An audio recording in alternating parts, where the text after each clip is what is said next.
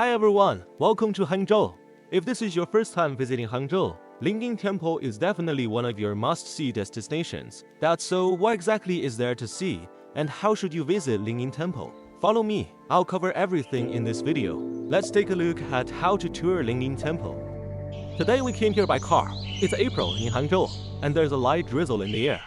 The air feels very clean, slightly humid, but really comfortable. On both sides of the road, there are tall trees with fresh new leaves just starting to grow. As we drive along, it almost feels like passing through a green tunnel. It's very quiet here. You can even hear the birds singing. The whole atmosphere is calm and peaceful, making you feel completely relaxed. Every breath feels fresh, like you're surrounded by nature.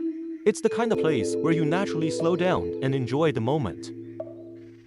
If you're taking the bus, you can get off here. If you're driving like we are, staff will guide you to the underground parking lot. After parking the car, go up the stairs from here. This is the visitor center. You can buy some water and snacks here. There is a 7-Eleven and also a KFC. Go straight ahead to the first ticket checkpoint. You need to show your reservation information on your phone to the staff, and then you can continue forward. Walk forward and you will see a large yellow wall. In the traditional Eastern 5 elements philosophy, yellow represents the element of earth and is associated with the central direction. It is also traditional linked to stability, balance, and a sense of nobility. On the wall, there are 4 Chinese characters, 咫尺西天. In simple terms, it suggests that you are already very close to a quieter and more spiritual world. It can be understood as a symbolic reminder that you are beginning to shift into a different mental and emotional state. In East Asian culture, the term Western heaven refers to the Buddhist concept of a sacred realm where enlightened beings are believed to reside. It represents a place of ultimate peace and liberation beyond the ordinary world.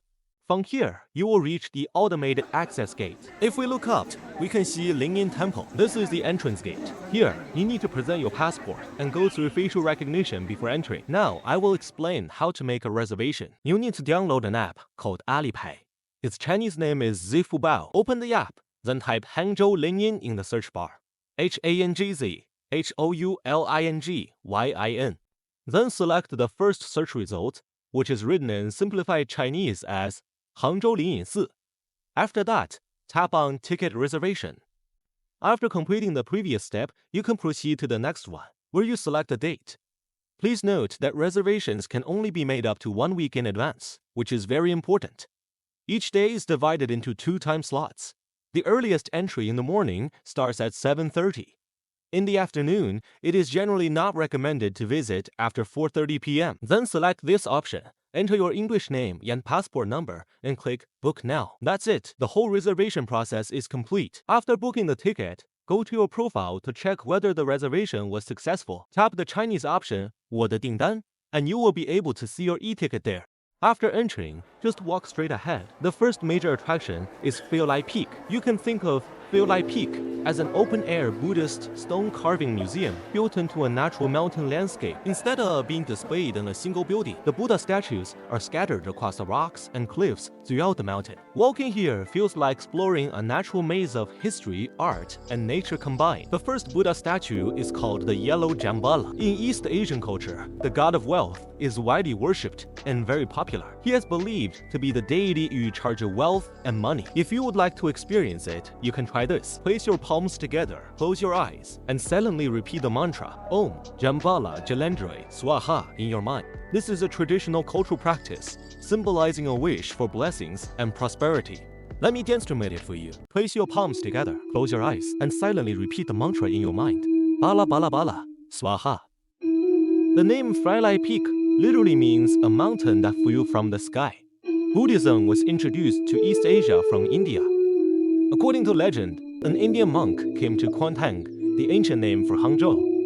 He noticed that this mountain looked very similar to Vulture Peak in India, which is believed to be a sacred place where the Buddha once practiced. He was deeply struck by the resemblance and felt a strong spiritual connection to this place, as if it carried the same sacred energy. He then told the local villagers that this mountain had flown here from India. Naturally, they didn't believe him at all. To convince them, the monk said that when he was in India, he had even raised monkeys on this very mountain. He then called out toward the hills And to everyone's surprise, two monkeys actually appeared and came down from the mountain, leaving the villagers amazed and speechless. Later, the Indian monk gradually built 5 temples here, and Lingyin Temple is one of them. Philae Peak is over 1,000 years old, with most of its carvings dating back to the Song Dynasty, often seen as China's artistic renaissance.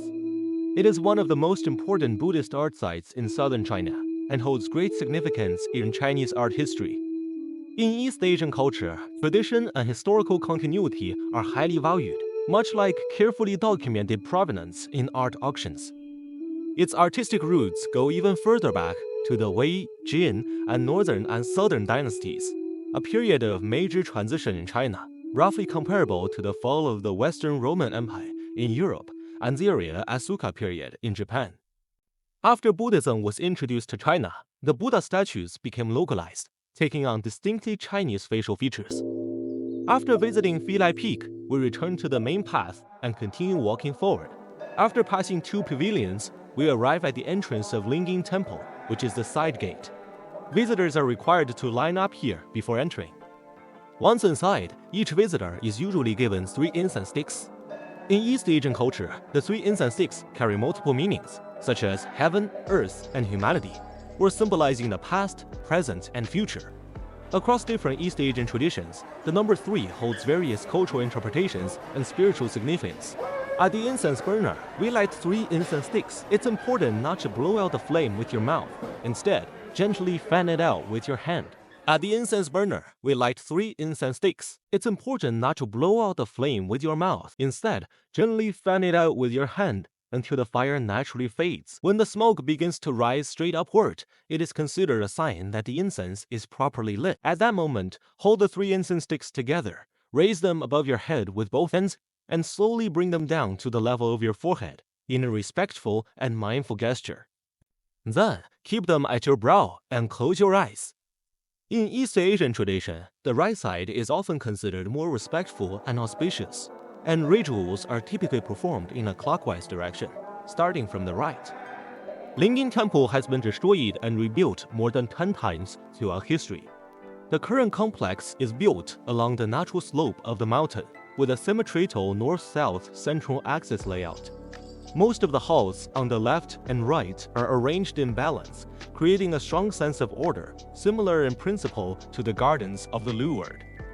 The main actual sequence typically follows a clear progression: the Mountain Gate, the Hall of the Heavenly Kings, the Mahavira Hall, the Dharma Hall, and finally the Sutra Library. This layout is very similar to the Forbidden City in Beijing, guiding visitors step by step from the entrance through secondary halls to the most important sacred spaces.